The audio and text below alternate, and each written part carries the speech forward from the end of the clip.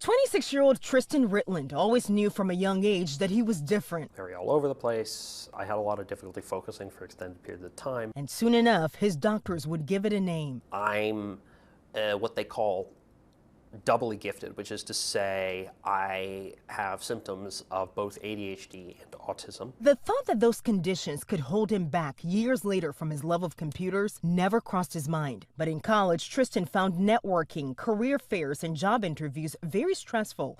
Hiring managers unsupportive. I spent all this time developing all these skills, and then, I felt like, the industry didn't really want me. You need a job. You maybe take a part-time job. You're maybe working in a position that is not commensurate with either your skills, your aptitude, or the degree that you worked so hard to achieve. Judy Riley is the director of the University of Connecticut's Center for Neurodiversity and Employment Innovation. She says there are millions of neurodivergent Americans just like Tristan, highly skilled individuals whose brains work differently than most. So what happens is expectations for how somebody might behave in an interview or express themselves in an application are meeting with failure and resistance. So they're getting screened right out. A study published in the Journal of Post-Secondary Education and Disability found that about 30% of autistic young adults with post-high school education are unemployed. That's compared to the national unemployment rate of 3.6% for the general population. So this seemed like an untapped talent pool, really. Incredibly untapped